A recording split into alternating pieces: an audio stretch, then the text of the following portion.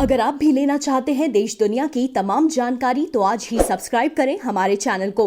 साथ ही नीचे दिए बेल आइकन को जरूर दबाएं ताकि हर अपडेट आप तक पहुंच सके।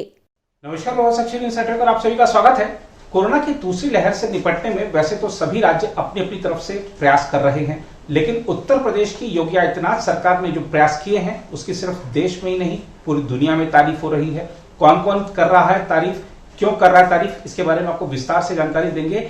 लेकिन आपको बता दें कि मुख्यमंत्री योगी आदित्यनाथ जो कुछ समय पहले खुद कोरोना से संक्रमित हो गए थे, उन्होंने स्वस्थ होने के तुरंत बाद जिस तरह सभी जिलों का दौरा शुरू किया है, गांव-गांव का दौरा शुरू किया है, क्योंकि कोरोना की दूसरी लहर गांव में भी प्रवेश कर चुकी है, तो गांव-गांव जा रहे हैं मुख्यमंत्री योगी आदित्यनाथ, लोगों के घरों पर दस्तक दे रहे हैं, उनसे पूछ रहे हैं कि क्या समस्याएं हैं, उनका समाधान तत्काल उपलब्ध करवा रहे हैं। और इतनी सक्रियता देश के किसी राज्य के मुख्यमंत्री की नहीं दिखती है। वाकई मुख्यमंत्री योगी आदित्यनाथ की दूरदर्शिता का ही परिणाम इसे कहेंगे कि कोरोना की दूसरी लहर काबू में आती दिख रही है। और पहली लहर की भी चर्चा कर ले जरा। पहली लहर के दौरान यह आशंका जताई गई थी, ये संभावना जताई गई थी कि सबसे ज्यादा प्रभावित उत्तर प्रदेश होगा, क्योंकि ये सर्वाधिक आबादी वाला राज्य है। लेकिन मुख्यमंत्री योगी आदित्यनाथ की रणनीतियों से न सिर्फ कोरोना काबू में रहा, बल्कि प्रवासी श्रमिकों की समस्याओं का भी निवारण किया गया। दूसरी लहर भी काबू में बहुत जल्दी लाने में प्रदेश सरकार सफल रही है। तीसरी लहर के लिए तैयारी शुरू कर दी गई है। ये अपने आप में बड़ी बात है, क्योंकि अभी सब जगह सिर्फ चर्चाएं ही चल रही हैं कि तीसरी लहर आने वाली है, तीसरी लहर आने वाली है, लेकिन उत्तर प्रदेश सरकार ने तीसरी लहर से निपटने की तैयारी भी शुरू कर दी है। इस पर भी आपको विस्तार से जानकारी देंगे। प्रदेश सरकार ने ऐसे कौन कौन से कदम उठाए जो कि कोरोना से लड़ाई में मील का पत्थर साबित हुए और दूसरों के लिए एक प्रेरणास्पद उदाहरण बने, इसके बारे में भी आपको विस्तार से बताएंगे। लेकिन आइए उससे पहले आपको जरा एक बड़ा आंकड़ा दे देते हैं। आंकड़ा यह है कि उत्तर प्रदेश में अब तक सर्वाधिक, जी हां, देश में सर्वाधिक 4.5 करोड़ लोगों की कोरोना जांच हो चुकी है। टीकाकरण अभियान तेज गति से आगे बढ़ रहा है। और मुख्यमंत्री योगी आदित्यनाथ ने एक बड़ी बात भी कही है। उन्होंने कहा कि दूसरी लहर के दौरान जिस समय हमें हमारे हेल्थ वर्करों के साथ खड़ा होना चाहिए था, लोगों को ढाढ़स बनाना चाहिए था, तो कुछ लोगों ने एक भय का माहौल बनाने का काम किया, कालाबाजारी शुरू कर दी। लोग दवाओं के लिए मारामारी करने लगे कि दवाएं एकत्रित करने लग गए। एक भय का वातावरण बन गया जिससे बचा जाना चाहिए था। खैर, फिलहाल आइए आज की रिपोर्ट की शुरुआत करते हैं मुख्यमंत्री योगी आदित्यनाथ के उन कदमों से जिन्होंने कोरोना को पहुंचाई है तगड़ी चोट और देश की जनता में, प्रदेश की जनता में एक विश्वास जलाया है कि नेतृत्व यदि किसी समस्या से निपटने के लिए दूरदर्शिता रखता हो और नेतृत्व यदि दृढ़ प्रतिज्ञ हो कि मुझे इस समस्या का निवारण करना ही है, कैसे भी करना ही है, तो सब जो लक्ष्य हैं वो हासिल किए जा सकते हैं। उत्तर प्रदेश के मुख्यमंत्री योगी आदित्यनाथ ने कहा है कि प्रदेश में कोरोना वायरस संक्रमण के मामलों में कमी आई है और सरकार ने इस महामारी की तीसरी लहर से निपटने के लिए अभी से तैयारियां शुरू कर दी हैं। मुख्यमंत्री ने कहा कि प्रदेश सरकार ब्लैक फंगस को लेकर काफ़ी गंभीर है तथा इसके उपचार के लिए एक विशेष योजना बनाई गई है। योगी आदित्यनाथ लगातार विभिन्न जिलों का दौरा कर रहे हैं और वहां की स्वास्थ्य सुविधाओं का जायजा लेने के साथ ही गांवों में जाकर लोगों से बातचीत कर उनकी समस्याओं को जान रहे हैं और तत्काल समाधान उपलब्ध करवा रहे हैं। देखा जाए तो देश में सबसे ज़्यादा आबादी वाला प्रदेश होने के बावजूद उत्तर प्रदेश को कोरोना की पहली लहर से बचाने में कामयाब रहे योगी आदित्यनाथ दूसरी लहर को थामने में भी सफल होते दिख रहे हैं। और यही नहीं, उन्होंने तीसरी लहर से निपटने की तैयारी भी अभी से शुरू कर दी है।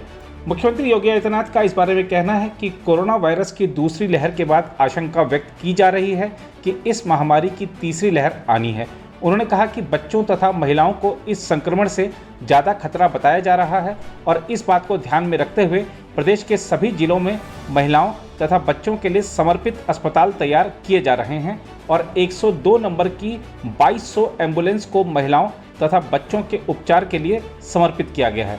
मुख्यमंत्री ने कहा कि ब्लैक फंगस संक्रमण को लेकर प्रदेश सरकार ने जागरूकता अभियान शुरू कर दिया है और इसके उपचार की पूरी तैयारी की गई है।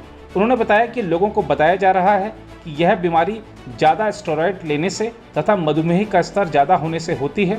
मुख्यमंत्री ने कहा कि ब्लैक फंगस के मामले भी सामने आ रहे हैं।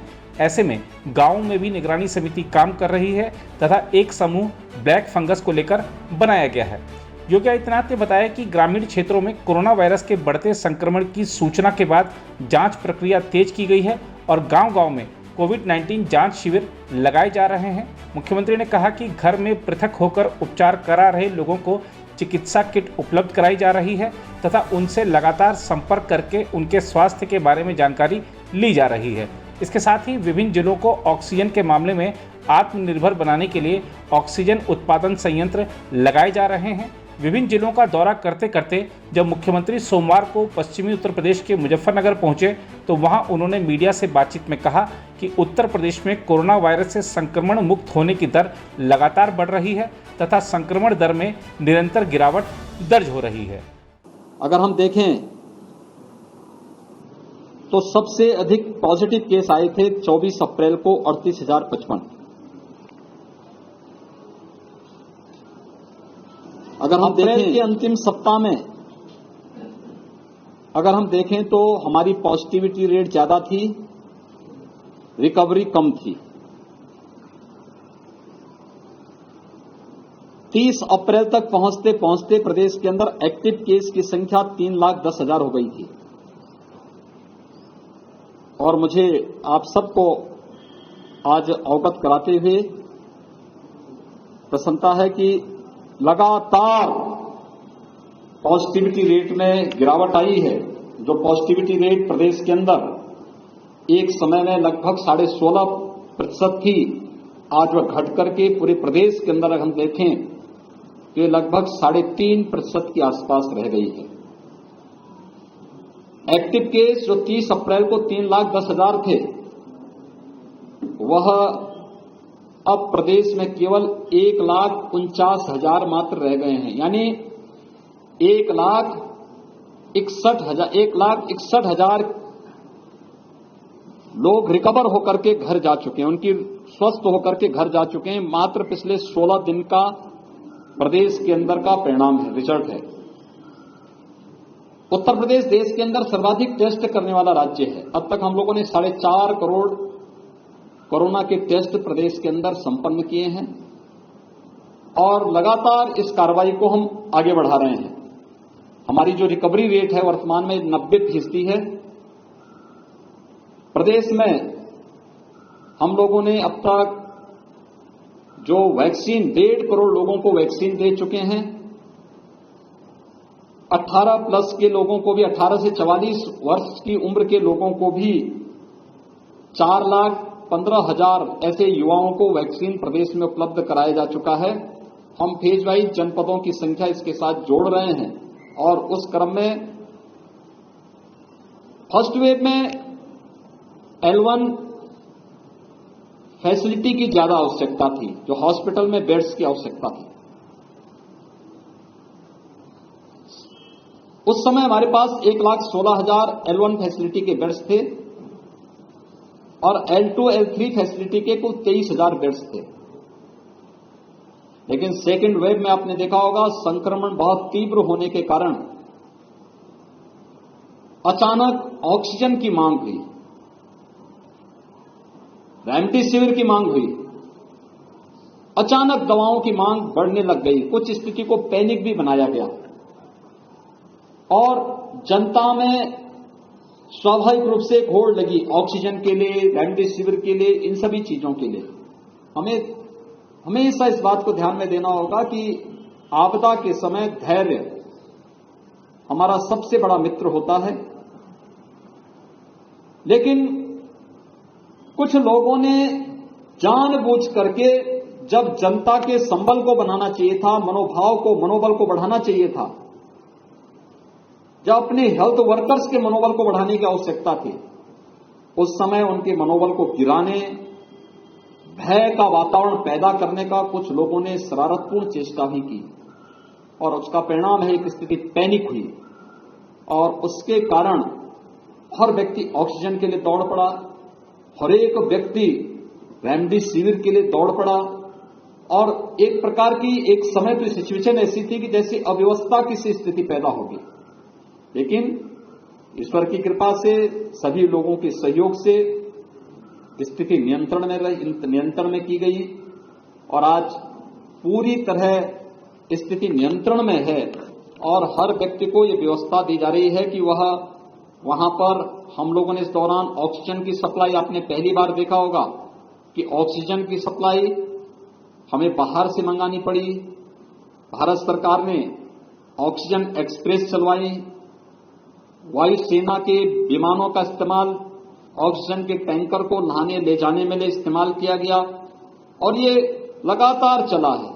फर्स्ट वेव में हमारी प्रदेश की कुल आवश्यकता ऑक्सीजन की जो होती थी वो 300 मीट्रिक टन की हो जाती थी, लेकिन सेकेंड वेव में यह बढ़कर के 1000 मीट्रिक टन तक पहुंच गई। हम लोगों ने लगातार इस कार्रवाई को आगे बढ़ाया है, लेकिन साथ साथ हर जनपद ऑक्सीजन में आत्मनिर्भर हो सके, इसके लिए भी आदरणीय प्रधानमंत्री जी के मार्गदर्शन में एक कार्रवाई प्रारंभ हुई और अब प्रदेश के अंदर हम लोग इस समय 300 से अधिक ऑक्सीजन प्लांट लगाने की कार्रवाई को आगे बढ़ा चुके हैं। मुझे ये कहते हुए प्रसन्नता है कि आपकी मुजफ्फरनगर में भी 6 ऐसे प्लांट लगने जा रहे हैं जो यहां पर 4 पहले से थे, उनकी क्षमता कम थी, 6 नए प्रस्तावित किए गए हैं जिनको हम यहां पर लगाने जा रहे हैं। हम लोगों ने वर्तमान में जो एक आशंका व्यक्त की जा रही है कि गांवों में इन्फेक्शन बहुत ज्यादा फैल चुका है, राज्य सरकार उसके प्रति पूरी सतर्क है। 5 मई से ही हमारी गांव-गांव में घर घर सर्वे का काम चल रहा है। हमारी निगरानी समिति स्क्रीनिंग का काम करती है। स्क्रीनिंग के बाद लक्षण युक्त और हर संदिग्ध व्यक्ति को मेडिकल किट उपलब्ध करा रही है। उन लोगों को होम आइसोलेशन में रहना है, क्वारंटीन सेंटर में रहना है या हॉस्पिटल में पहुंचाना है, इसको तय करती है और सूची इंटीग्रेटेड कोविड कंट्रोल सेंटर में उपलब्ध कराती है। ICCC से 24 घंटे के अंदर रैपिड रिस्पांस टीम उस गांव में पहुंच करके एंटीजन टेस्ट कराती है। एंटीजन टेस्ट के बाद भी अगर कुछ लोगों में संदेह है तो उनका RT-PCR जांच करवाने का कार्य हो रहा है। एक बृहद पैमाने पर एक कार्यक्रम जहां चल रहा है, वहीं साथ ही साथ ये भी तय किया गया है कि स्वच्छता, सैनिटाइजेशन और फॉगिंग की कार्रवाई भी हर एक गांव में हो, कंटेनमेंट जोन में हो। राज्य सरकार ने यह भी तय किया है कि हम लोग जरूरतमंदों को मुफ्त में भोजन उपलब्ध कराएंगे। कम्युनिटी किचन हर एक जनपद में प्रारंभ किया गया है। शासन स्तर पर 71 जनपदों में स्वयं चल रहा है, शेष 4 जनपदों में स्वयंसेवी संस्थाएं संचालित कर रही हैं, लेकिन राज्य सरकार उसको सपोर्ट कर रही है।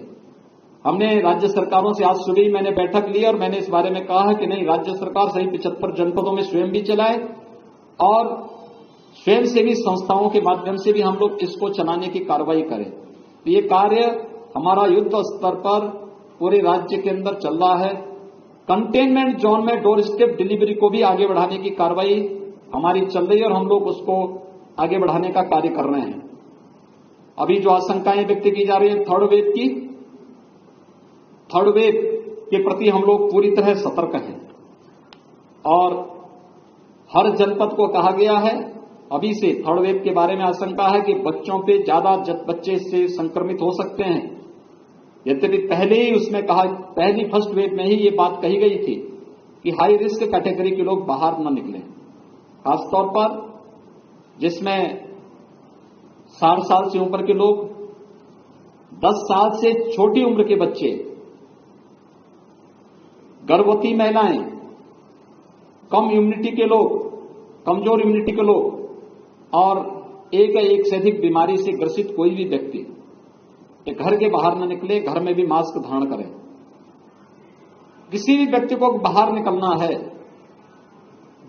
जो शेष अन्य लोग हैं, आवश्यक कार्य से बाहर निकलना हो तो मास्क जरूर पहने और 2 गज की दूरी का जरूर पालन करें। थर्ड वेव के बारे में जो बच्चों के बारे में आशंका व्यक्त की जा रही है, राज्य सरकार ने अभी से अपनी तैयारी कर ली है। हर जनपद में टीकों के निर्माण की, पीडियाट्रिक आईसीयू के निर्माण की कार्रवाई, मैन पावर की ट्रेनिंग की कार्रवाई, पीडियाट्रिशियन, गायनेकोलॉजिस्ट, इन सब की ट्रेनिंग की कार्रवाई राज्य के अंदर हम लोगों ने प्रारंभ की है। ब्लैक फंगस की भी एक पोस्ट कोविड पेशेंट में ब्लैक फंगस की एक नई चैलेंज हमारे सामने आई है। कुछ मामले प्रदेश के अंदर आए हैं, उनके उपचार की व्यवस्था की जा रही है। एक एडवाइजरी पूरे प्रदेश के अंदर जारी की गई है कि ब्लैक फंगस के अलावा पोस्ट कोविड कोई भी ऐसी समस्या देखने को मिलती किसी पेशेंट में तो उनके लिए एक अलग वार्ड बना करके उनके मुफ्त में उपचार की व्यवस्था प्रत्येक जनपद में प्रारंभ की जाए, जिससे हर एक व्यक्ति की जान हमारे लिए महत्वपूर्ण है, उसको बचाया जा सके और हर एक व्यक्ति को के जीवन को बचा करके हम लोग उसकी ऊर्जा का उपयोग समाज के लिए और राष्ट्र के लिए कर सकें। आप सबसे मेरी अपील है, राज्य सरकार ने अपने स्तर पर जो कार्रवाई की है, केंद्र सरकार जो कार्रवाई कर रही है, खासतौर पर केंद्र सरकार ने हर एक गरीब को 5 किलो यूनिट यानी पर यूनिट 5 किलो खाद्यान्न उपलब्ध करवाने की कार्रवाई शुरू की है। प्रदेश के अंदर 20 मई से खाद्यान्न वितरण होगा। राज्य सरकार ने जून, जुलाई, अगस्त 3 महीने के लिए हर पात्र गृहस्थी और अंत्योदय कार्ड धारक के साथ साथ हर जरूरतमंद को खाद्यान्न उपलब्ध करवाने, निःशुल्क खाद्यान्न उपलब्ध कराने की कार्रवाई को अपनी मंजूरी दी है। इसके साथ ही जो डेली कमाने वाले लोग हैं, श्रमिक हैं, स्ट्रीट वेंडर हैं, माली है, कुली है, पलेदार है, नाव है, धोबी है, मोची है, इन सभी लोगों को 1000 रुपये का भरण पोषण भत्ता भी प्रदेश सरकार ने अपनी स्वीकृति दी है। ये जून माह में सभी लोगों को मिलना प्रारंभ हो जाएगा।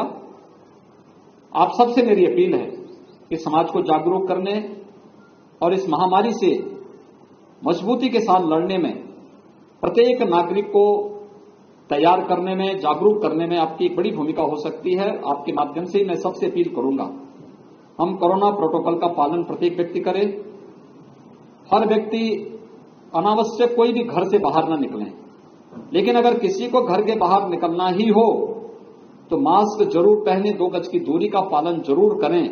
अगर कोरोना के इस प्रोटोकॉल का पालन हर व्यक्ति करता है तो कोरोना के खिलाफ देश की लड़ाई को विजयी बनने में बहुत देर नहीं लगेगी और इस महामारी से, इस सदी की सबसे बड़ी महामारी से हम सफलतापूर्वक विजयी बनने में हमें सफलता प्राप्त होगी। उत्तर प्रदेश सरकार इसके साथ ही कोरोना की वजह से प्रभावित हुए गरीब आदमी की भी पूरी चिंता कर रही है। इसी क्रम में गरीब लोगों को 3 माह तक हर महीने प्रत्येक सदस्य के हिसाब से 3 किलोग्राम गेहूं तथा 2 किलोग्राम चावल निःशुल्क उपलब्ध कराया जा रहा है। यही नहीं, शहरी क्षेत्र में दैनिक रूप से कार्य कर अपना जीविकोपार्जन करने वाले ठेला, खोमचा, रेहड़ी, खोखा आदि लगाने वाले पटरी दुकानदारों, दिहाड़ी मजदूरों, रिक्शा चालक, पल्लेदार, नाविक, नाई, धोबी, मोची, हलवाई आदि को प्रति माह 1000 रुपये का भरण पोषण भत्ता प्रदान किया जा रहा है। दूसरी ओर उत्तर प्रदेश में कोरोना संक्रमण से लोगों तथा बच्चों को बचाने और कोरोना महामारी पर अंकुश लगाने के लिए प्रदेश की सरकार ने जो मॉडल अपनाया है, उसका अब बॉम्बे हाईकोर्ट भी कायल हो गया है। विश्व स्वास्थ्य संगठन और देश का नीति आयोग पहले ही कोविड प्रबंधन के लिए उत्तर प्रदेश सरकार के यूपी मॉडल की तारीफ कर चुका है। नीति आयोग ने यूपी के इस मॉडल को अन्य राज्यों के लिए नजीर बताया है। वहीं बॉम्बे हाईकोर्ट ने यूपी मॉडल के तहत बच्चों को कोरोना से बचाने के लिए किए गए प्रबंधों का जिक्र करते हुए उद्धव ठाकरे सरकार से यह पूछा है कि महाराष्ट्र सरकार यहां ऐसा करने पर विचार क्यों नहीं करती। गौरतलब है कि यूपी सरकार ने कोरोना संक्रमण से बच्चों का बचाव करने के लिए राज्य के हर बड़े शहर में 50 से 100 बेड के पीडियाट्रिक बेड बनाने का फैसला किया है। यूपी सरकार के इस फैसले को डॉक्टर बच्चों के लिए वरदान बता रहे हैं। गौरतलब है कि मुख्यमंत्री योगी आदित्यनाथ ने बच्चों की बीमारी से बचाने को लेकर हमेशा ही गंभीर रुख अपनाया है। इंसेफेलाइटिस जैसी जानलेवा बीमारी से बच्चों को बचाने के लिए योगी आदित्यनाथ इस बीमारी के खात्मे को लेकर जो अभियान चलाते रहे, उससे समूचा पूर्वांचल वाकिफ है। इसी क्रम में जब मुख्यमंत्री कोरोना संक्रमण से लोगों को बचाने के लिए TTT यानी ट्रेस, टेस्ट और ट्रीट की रणनीति तैयार करा रहे थे, तभी उन्होंने कोरोना संक्रमण से बच्चों को बचाने के लिए चिकित्सा विशेषज्ञों को अलग से एक योजना तैयार करने का निर्देश दिया था, जिसके तहत ही चिकित्सा विशेषज्ञों ने उन्हें बताया कि कोरोना संक्रमण से बच्चों को बचाने और उनका इलाज करने के लिए हर जिले में ICU की तर्ज पर सभी संसाधनों से युक्त पीडियाट्रिक बेड की व्यवस्था अस्पताल में की जाए, चिकित्सा विशेषज्ञों की इस सलाह पर मुख्यमंत्री ने राज्य के सभी बड़े शहरों में 50 से 100 बेड के पीडियाट्रिक बेड बनाने के निर्देश दिए हैं। यह बेड विशेषकर 1 महीने से ऊपर के बच्चों के लिए होंगे। इनका साइज छोटा होगा और साइडों में रेलिंग लगी होगी। गंभीर संक्रमित बच्चों को इसी पर इलाज और ऑक्सीजन की सुविधा उपलब्ध कराई जाएगी। राज्य में बच्चों के इलाज में कोई कमी न आए, इसके लिए सभी जिलों को अलर्ट मोड पर रहने के लिए कहा गया है। इसके तहत ही मुख्यमंत्री अधिकारियों को बच्चों के इन अस्पतालों के लिए मैन पावर बढ़ाने के आदेश भी दे चुके हैं। मुख्यमंत्री ने कहा है कि जरूरत पड़े तो इसके लिए एक्स सर्विसमैन और रिटायर लोगों की सेवाएं ली जाएं। मेडिकल की शिक्षा प्राप्त कर रहे छात्रों को ट्रेनिंग देकर उनसे फ़ोन के जरिए सेवाएं ले सकते हैं। लखनऊ में डफरिन अस्पताल के बाल रोग विशेषज्ञ डॉक्टर सलमान खान ने उत्तर प्रदेश सरकार की ओर से तत्काल सभी बड़े शहरों में 50 से 100 पीडियाट्रिक बेड बनाने के निर्णय को बच्चों के इलाज में कारगर बताया है। उन्होंने बताया कि 1 महीने से ऊपर के बच्चों के लिए पेडियाट्रिक इंटेंसिव केयर यूनिट, 1 महीने के नीचे के बच्चों के उपचार के लिए NICU और महिला अस्पताल में जन्म लेने वाले बच्चों के लिए SNCU बेड बने होते हैं, जिनमें बच्चों को तत्काल इलाज देने की सभी सुविधाएं होती हैं। बच्चों के इलाज को लेकर यूपी के इस मॉडल की खबर जब अखबारों में छपी तो उसका बॉम्बे हाईकोर्ट के मुख्य न्यायाधीश दीपांकर दत्ता और न्यायमूर्ति गिरीश कुलकर्णी की खंडपीठ ने संज्ञान लिया। और बीते दिनों इन न्यायाधीशों की खंडपीठ ने कहा कि यूपी में कोरोना की तीसरी लहर में बच्चों को खतरा होने की आशंका के चलते एक अस्पताल सिर्फ बच्चों के लिए आरक्षित रखा गया है। महाराष्ट्र सरकार यहां ऐसा करने पर विचार क्यों नहीं करती? मीडिया रिपोर्टों के मुताबिक महाराष्ट्र में 10 साल की उम्र के 10,000 बच्चे कोरोना का शिकार हुए हैं, जिसे लेकर हो रही सुनवाई के दौरान खंडपीठ ने महाराष्ट्र सरकार से यह सवाल पूछा। इससे पहले नीति आयोग ने भी कोविड प्रबंधन के लिए उत्तर प्रदेश सरकार के यूपी मॉडल की जमकर तारीफ की। नीति आयोग ने कोरोना मरीजों का पता लगाने और संक्रमण का फैलाव रोकने के लिए उन्हें होम आइसोलेट करने को लेकर चलाए गए TTT यानी ट्रेस, टेस्ट और ट्रीट के महाअभियान और यूपी के ऑक्सीजन ट्रांसपोर्ट ट्रैकिंग सिस्टम की खुलकर सराहना की। नीति आयोग ने तो यूपी के इस मॉडल को अन्य राज्यों के लिए नजीर भी बताया है। यही नहीं, योगी सरकार के शानदार कोविड प्रबंधन पर एक बार फिर विश्व स्वास्थ्य संगठन ने मुहर लगा दी है। ग्रामीण इलाकों में राज्य सरकार के कोरोना के माइक्रो मैनेजमेंट का विश्व स्वास्थ्य संगठन भी कायल है। विश्व स्वास्थ्य संगठन ने अपनी वेबसाइट पर यूपी सरकार के कोविड प्रबंधन की खुलकर तारीफ की है। WHO ने यूपी के ग्रामीण इलाकों में कोरोना को रोकने के लिए चलाए जा रहे महाअभियान की चर्चा करते हुए अपनी रिपोर्ट में बताया है कि राज्य सरकार ने किस तरह से 75 जिलों के 97,941 गांवों में घर घर संपर्क कर कोरोना की जांच करने के साथ आइसोलेशन और मेडिकल किट की सुविधा उपलब्ध कराई। विश्व स्वास्थ्य संगठन ने योगी सरकार के कोविड मैनेजमेंट को धरातल पर परखने के लिए यूपी के ग्रामीण इलाकों में 10,000 घरों का दौरा किया। WHO की टीम ने खुद गाँवों में कोविड मैनेजमेंट का हाल जाना, कोरोना मरीजों से उनको मिल रही चिकित्सीय सुविधाओं के बारे में पूछताछ की। इतना ही नहीं, WHO के विशेषज्ञों ने फील्ड में काम कर रही 2000 सरकारी टीमों के कामकाज की गहन समीक्षा भी की है। WHO ने अपनी रिपोर्ट में बताया है कि किस तरह यूपी के ग्रामीण इलाकों में योगी सरकार ने सामुदायिक केंद्रों, पंचायत भवनों और स्कूलों में कोरोना मरीजों की जांच और इलाज की सुविधा प्रदान की है। जिले के हर ब्लॉक में कोविड जांच के लिए राज्य सरकार की ओर से 2 मोबाइल वैन तैनात की गई हैं। कोरोना के खिलाफ महाअभियान के लिए स्वास्थ्य विभाग की 1,41,610 टीमें दिन रात काम कर रही हैं। इसके अलावा कोविड मैनेजमेंट की इस पूरे अभियान पर नजर रखने के लिए योगी सरकार ने 21,242 पर्यवेक्षकों की तैनाती भी की है। ग्रामीण इलाकों में कोविड समेत अन्य संक्रामक बीमारियों की रोकथाम के लिए योगी सरकार ने बड़े स्तर पर स्वच्छता अभियान भी चला रखा है। 60,000 से अधिक निगरानी समितियों के 4 लाख सदस्य गांव में घर घर पहुंचकर न सिर्फ कोविड के प्रति लोगों को जागरूक कर रहे हैं, बल्कि साफ सफाई और स्वास्थ्य सुविधाओं से भी जोड़ रहे हैं। राज्य भर में इस तरह का अभियान चलाने वाला यूपी देश का पहला राज्य है। गौरतलब है कि कोरोना की पहली लहर के दौरान भी योगी सरकार के शानदार कोविड मैनेजमेंट की WHO समेत देश और दुनिया में जमकर तारीफ हुई थी।